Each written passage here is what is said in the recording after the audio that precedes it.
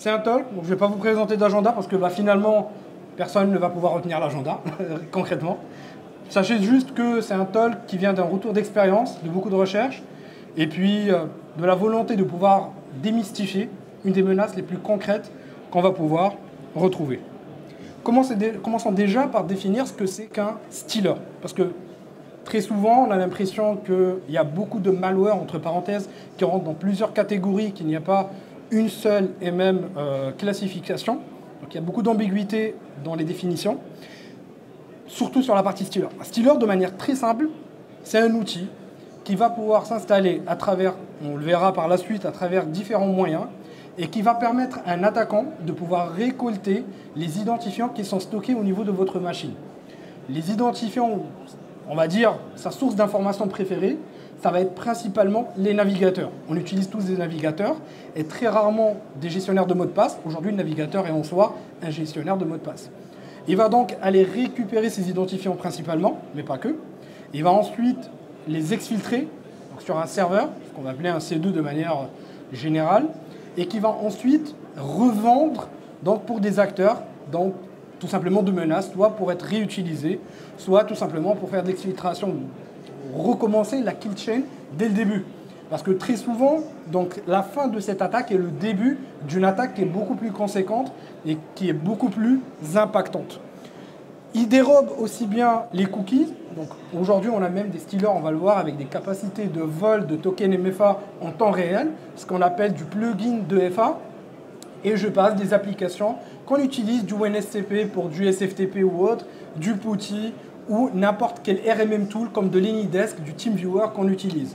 Ils vont donc dérober ces informations et les exfiltrer donc, par la suite pour pouvoir les revendre. Et on va voir que leur structure est vraiment très intéressante et que c'est vraiment assez pertinent en termes d'organisation. Aujourd'hui, je tenais aussi à partager un constat. Personnellement, et sur les derniers mois, vous avez remarqué qu'il y a une augmentation de leaks sur le Darknet. On va appeler ça Darknet, mais je vais appeler ça de manière plus propre des forums du cybercrime. On a de plus en plus de leaks concernant des entreprises françaises.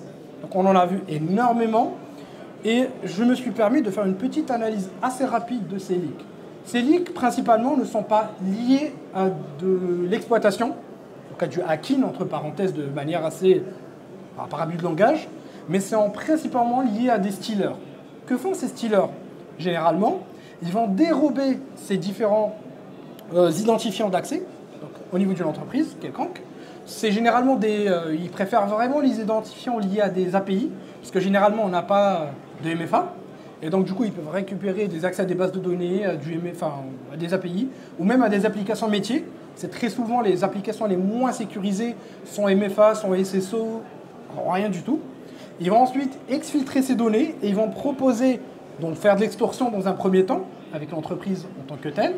Et par la suite, si l'entreprise ne paye pas, ils les mettront en vente sur des forums comme Breached, qui est très connu pour abriter donc, la plus grosse communauté de revente de data leakée. Donc c'est un constat qui est assez alarmant. Et l'attaquant, c'est vraiment assez facile pour lui parce qu'il accède directement aux informations. Il suffit de récupérer la data. Il n'y a pas de risque, c'est assez sécure. Il n'y a pas de TTP, il n'y a rien à faire en fait concrètement. C'est hyper facile à exploiter et pourtant c'est extrêmement impactant. Juste une petite parenthèse, sur les slides, j'ai fait exprès de mettre un peu plus de texte pour que vous puissiez les avoir aussi en takeaway par la suite, que vous puissiez aussi avoir un support peut-être pour discuter, pour partager, pour sensibiliser sur cette menace. Comment les infostealers sont organisés? On croirait que les groupes de ransomware sont vraiment les groupes les plus puissants, les plus structurés, les plus organisés. Mais très souvent, les groupes de ransomware ou d'autres groupes d'attaquants vont exploiter les données même de ces stealers. On va dire que, pour moi, un stealer, réellement et concrètement, c'est un pré-début d'une kill chain. Donc, c'est vraiment tous les signes précoces d'un début de kill chain. Donc, il faut savoir que derrière, ils vont pouvoir voler différentes datas. Donc, ça, on en a parlé assez rapidement tout à l'heure. Petit rappel avant de comprendre la structure. On a parlé de VPN aussi, de RDP, d'identifiant Telegram. On va avoir les RMM Tools, donc les Remote Management Tools. On a parlé un petit peu de tout, notamment d'AnyDesk, TeamViewer, on l'utilise un peu partout aujourd'hui. des crypto-wallets, pour ceux qui l'utilisent dans leur PC pro. Donc là, on va parler d'un point de vue pro, mais aussi perso. Les cartes bancaires et bien plus encore. Et techniquement, ils ont vraiment évolué. Parce qu'à la base, les infostealers, bon, j'ai commencé la cyber très jeune, entre parenthèses. Et les infostealers existaient déjà. Pour les plus anciens, vous reconnaîtrez ProAgent, par exemple, qui est un des plus anciens infostealers qui existait. Mais ces infostealers se basaient principalement sur des cartes de crédit, des données enregistrées sur le navigateur. Pour l'amour de Dieu, ne faites pas ça, parce que c'est vraiment la première source d'exfiltration de data. Ils vont se baser aussi sur la vote des clients email, comme Outlook et ainsi de suite. Mais là, on va vraiment vers une évolution qui s'oriente vers le ciblage des entreprises, avec de l'exfiltration et du vol de données. On a parlé des browsers de FA, donc qui permettent de voler tout ce qui va toucher notamment au MFA. Donc du coup, les cookies en temps réel pour pouvoir les réutiliser. Il y a des stealers qui vont toucher aux RDP. On a tous tendance à enregistrer parfois nos creds sur du RoyaltyXT, du MobaXterm et ainsi de suite. Ils peuvent être volés. Du VPN dernièrement, et j'en passe. Et c'est la liste non exhaustive qu'on peut retrouver.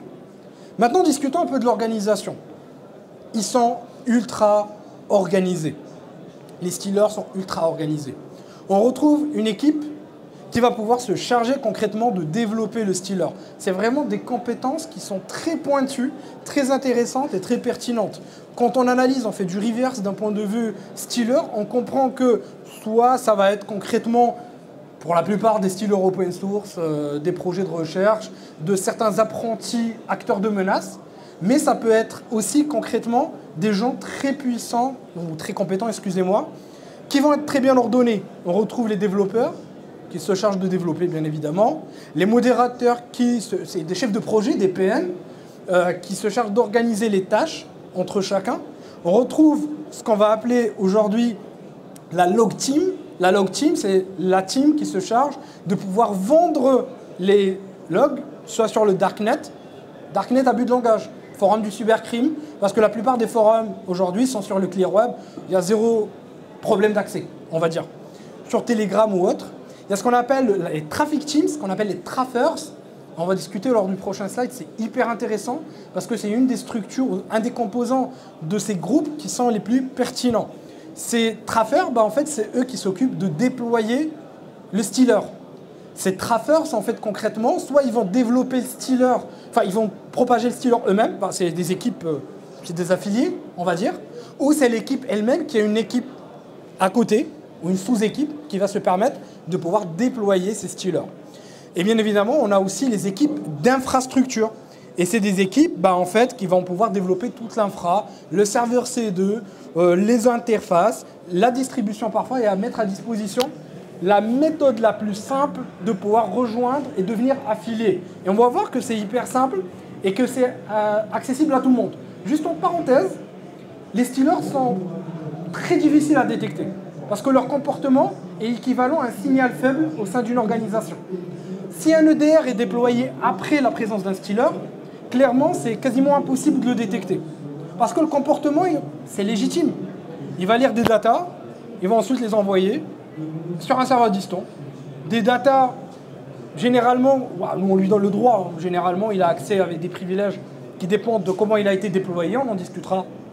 Ou ça peut être des extensions Chrome. On l'a vu dernièrement, on va le voir aussi ici.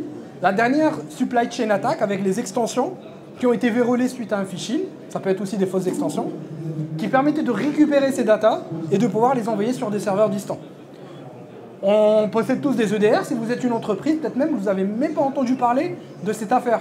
Et pour ceux qui en ont entendu parler, vous pouvez avoir les plus puissants EDR du monde, Crosstrack, SentinelOne, ce que vous préférez, on n'arrive à rien voir là-dessus, parce que c'est déjà établi, le comportement ne touche directement pas au système, mais on va dire que dernièrement, il y a eu du changement, enfin les 2 dernières semaines, vers la stratégie des EDR pour pouvoir vraiment cibler on va dire ces extensions, parce que c'était souvent un blind point pour les EDR, ils s'en foutaient un petit peu en d'autres termes, mais vu que les stealers prennent vraiment du poids dans le monde de la cyber, les cyberattaquants, en fait concrètement, ça devient de plus en plus intéressant pour eux d'aller chercher cette télémétrie aussi, même si elle est existante, mais pas exploitable ou pas exploitée concrètement. Les traffers, concrètement, bah, en fait, c'est toutes les personnes qui exploitent les stealers. Ces traffers, bah, en fait, ils vont acheter des licences pour des stealers parce qu'on paye au mois, on va le voir, ou bien ils vont acheter également ce qu'on appelle des crypteurs, des packers, des loaders. Et en fait, concrètement, c'est tout un business à part. Donc, en fait, juste en parenthèse, ça c'est une conférence plutôt grand public. J'anime aussi d'autres conférences là-dessus, mais vraiment plus orientées techniques. Et CTI, et donc les packers, c'est tout un autre domaine, c'est tout un autre marché. Il y a un marché dédié complètement aux packers. Et packers, c'est toute application qui permet de charger, si on préfère, par abus de langage encore une fois, les stealers sans se faire détecter, ou les loaders sans se faire détecter par les EDR.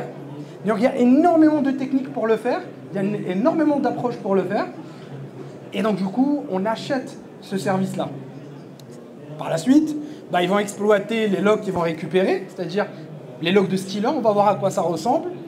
Ils vont pouvoir les revendre parfois, les acheter pour les réexploiter s'ils le souhaitent, et notamment les propager. Ils vont les propager via du bot Telegram, du SEO, des faux sites sur Internet, sur Google, même de la publicité pseudo-légitime qui va pouvoir être exploitée à ce moment-là. Ça peut être sur YouTube, on va voir des exemples là-dessus, avec des fausses applications, des cracks, et j'en passe. Et l'impact est vraiment assez percutant. Rapidement, la petite kill chain, je ne vais pas trop m'attarder parce que je pense qu'on a assez discuté des différentes étapes. Mais en fait, concrètement, le stealer vole les datas sont récupérées par des attaquants, ils sont vendus sur le Darknet ou forum du cybercrime Telegram, accès via des acteurs de menace. Et en fait, à ce moment-là, la récupération des logs des stealers n'est pas une fin en soi, mais c'est le début d'une autre kill chain qui va pouvoir, peut-être ça peut être un ransomware, un groupe d'extorsion, ou simplement quelqu'un qui vous veut du mal et va pouvoir donc impacter votre entreprise. La question c'est, et j'ai eu déjà cette question en donnant des cours sur la CTI, c'est ouais mais les hébergeurs ils arrivent à regarder ça en fait, ils arrivent à le récupérer. Oui mais non, parce qu'en fait on a des hébergeurs, je ne sais pas si vous en avez déjà entendu parler, on appelle ça des hébergeurs bulletproof. Ces hébergeurs-là, concrètement, c'est des hébergeurs qui, concrètement, sont hors la loi. Ils sont dans des pays où on n'a aucune capacité d'intervention, qui sont bulletproof, qui protègent le cybercrime et qui sont accessibles par tout le monde. Moi, je les adore parce que ça me permet de faire du threat hunting de manière très rapide. On les connaît, on essaie d'identifier un petit peu leur mode opératoire et on cherche ensuite, comme signal faible, les accès sur ces environnements-là. Du coup, ils sont hébergés dans ce qu'on appelait des hébergeurs bulletproof. Où est-ce que ces acteurs achètent les stealers? Où est-ce qu'ils sont vendus? Bah, en fait, sur des forums du cybercrime. Là, par exemple, on peut retrouver... Ça marche? Super. On peut retrouver un exemple de vente. Bah, par exemple, sur des forums très connus, bah, on n'a rien à cacher, de l'exploit IN, du XSS6, il y en a tellement des forums. Ou simplement, ça peut être via du Jabber, donc l'achat des stealers spécifiques, ou même du Telegram. Donc là, à ce moment-là, on arrive à récupérer des accès très rapides si vous voulez poker, vérifier si vos capacités de détection. Donc il y en a qui arrivent à le faire, ou qui le font dans des entreprises assez matures.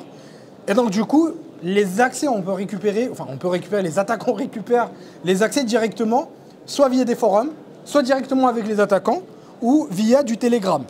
Là, par exemple, je cite deux exemples. Je vous ai fait une petite vidéo assez rapide pour voir deux exemples de stealers qui sont en vente un petit peu sur Telegram. Luma, qui est le stealer le plus efficace du monde des stealers aujourd'hui.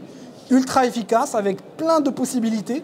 Les prix varient, ça monte à du 1000 €, contre du Medusa, qui est un stealer plutôt pour débutants, pour des attaquants plutôt débutants. Et donc à ce moment-là, on va dire qu'ils ne sont pas très poussés. Vous allez me dire, ok, les navigateurs, qu'est-ce qu'ils font pour ça, les solutions? Bah, si les navigateurs apportent des nouvelles protections, dernièrement, Chrome, ils ont proposé des protections très pertinentes, bah, les stealers, ou les groupes de stealers sont aussi très poussés techniquement, et ils arrivent à développer eux-mêmes des méthodes pour bypasser cela. D'ailleurs, Chrome ont sorti la protection, par exemple, jour 1, jour plus 7, il y a eu déjà un bypass de la part de Luma. Et ensuite, il y avait Vidar qui a suivi. Donc, c'est des groupes qui sont ultra pertinents. Question, où est-ce qu'on retrouve ces données? Où est-ce que ces attaquants récupèrent ces datas?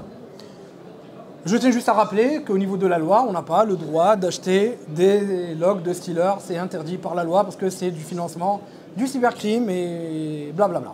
Il y a des éditeurs qui le font. indirectement des éditeurs CTI, sans aucun souci, parce qu'ils achètent dans d'autres pays, parce qu'ils ont des canaux légaux qui leur permettent de le faire, pour X ou Y raison. Bon, on ne va pas rentrer dans les contournements, mais concrètement, il y en a qui le font et qui vous fournissent vos leaks sur le Darknet. On appelle ça des services CTI, des tests d'exposition sur le Darknet. Ces data, en fait, ils sont soit vendus sur des canaux Telegram, donc on voit les prix, c'est assez aberrant, parce qu'on a accès au log de n'importe quelle entreprise pour la somme modique de, par exemple ici, ça peut monter à 30 € par mois. On a accès à on va dire des logs premium. Là, au milieu, c'est du Luma, c'est très connu. Il y a les cookies, les logs aussi accessibles. Et on a aussi d'autres canaux privés. Il y a aussi ce qu'on appelle les vaults privés. Là, les prix vont pouvoir varier selon le type de données que les acteurs de menace cherchent à acheter. Voici à quoi ressemble un log de Stealer sur Telegram. Je ne parle pas sur les plateformes, sur Telegram spécialement.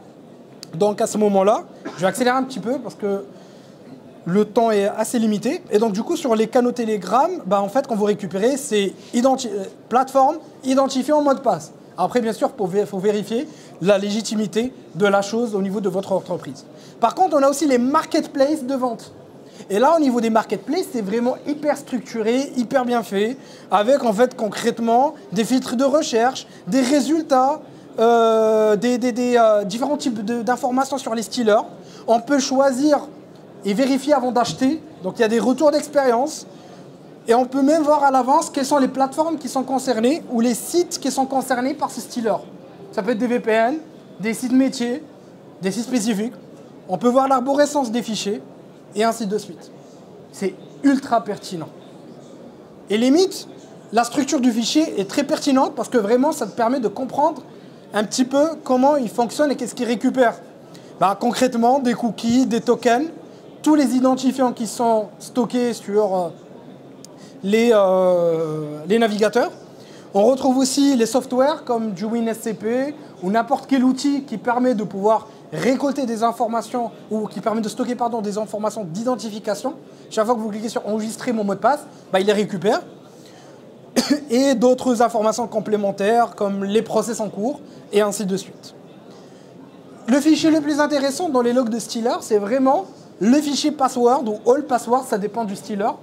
Et dans ce fichier, on retrouve différents éléments très pertinents, notamment l'URL ou l'hôte, le type de software, est-ce que c'est du browser, une application ou encore du stockage, du file system, un fichier local, parce qu'ils cherchent même dans les systèmes de fichiers, des fichiers contenant des mots de passe parfois, ça dépend du Stealer, username et password.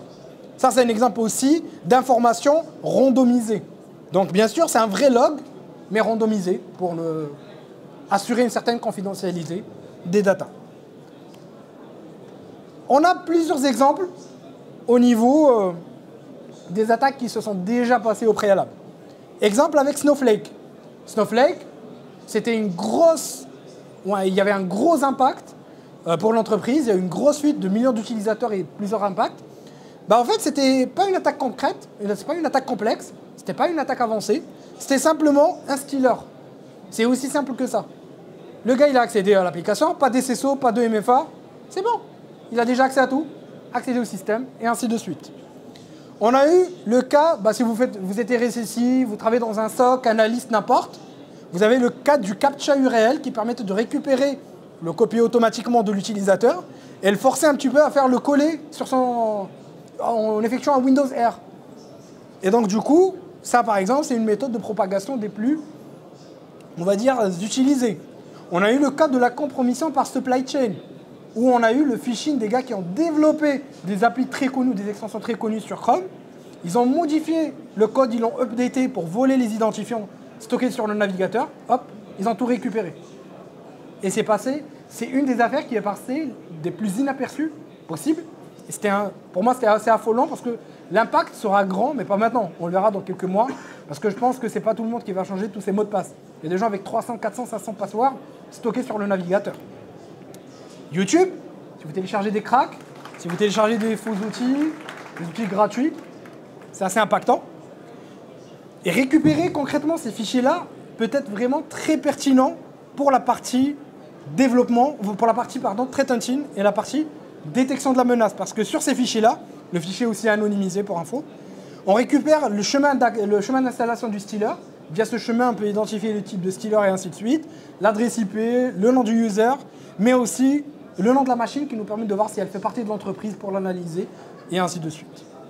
Il y a beaucoup d'approches pour pouvoir détecter la menace, pour pouvoir aussi faire du threat hunting, notamment AnyRun, qui permet de disposer d'une très bonne interface pour faire du suivi de manière très pertinente sur la partie threat hunting et qui permet de retrouver les stealers les plus connus. Et donc, du coup, des indicateurs de compromission à chercher et à identifier par la suite. Ensuite, on a aussi des canaux très intéressants qui permettent derrière de pouvoir récupérer ou faire de la bonne CTI. Sequoia sur la CTI, ils sont très bons. C'est des articles en français pour les gens qui préfèrent le français. Même en anglais, ils sont très très bons sur la partie CTI, il n'y a rien à dire. Vraiment big up à leur équipe. On a également d'autres plateformes, d'autres sites. Bon, le temps presse, donc du coup, peut-être dans une autre conférence, il y a beaucoup d'éléments pour vraiment se préparer concrètement à des stealers. Notamment comment se protéger. Il n'y a pas de magie, il n'y a pas de solution à 1 million d'euros. C'est hyper simple et hyper basique comme d'habitude. Les mesures de sécurité les plus faciles sont souvent les plus impactantes. Bloquer les domaines, inutiliser les URLs, les torrents et ainsi de suite. Avoir une surveillance, un CIEM ou centraliser le log, toujours très pertinent. Exploiter les IOC pour faire du threat hunting. Sensibiliser, ça reste toujours, et éduquer du coup, ou éduquer, sensibiliser. Éviter de télécharger des logiciels piratés. Vous allez me dire, ouais, mais en entreprise, on n'en fait pas. On en fait, les gens l'en font et les utilisateurs le feront toujours parce qu'il y aura toujours des petits malins qui se croiront plus intelligents. Et surtout, le MFA et le SSO, c'est rien que ça débarrasse de beaucoup d'éléments ainsi que le whitelisting IP, vous allez me dire, mais c'est déjà très très pertinent. Autre astuce, bloquer les TLD qui ne sont pas forcément utilisés. Du XYZ, du PW, du Fun, du Shop. Quand on analyse les stealers, il y a beaucoup de stealers qui utilisent des TLD communs. Et donc, ce serait intéressant de se débarrasser de ce qu'on n'utilise pas. Un point host, un point click, un point biz, qui utilise ça en entreprise ou dans un contexte professionnel. Donc, pensez à ça aussi. Et puis, vous connaissez le reste du côté veille. Je ne vais pas vous la faire. Vous avez votre formation veille par an. Et puis, merci pour votre présence. Et j'ai essayé d'être le plus rapide possible. Voilà. Si vous avez des questions, à votre dispo.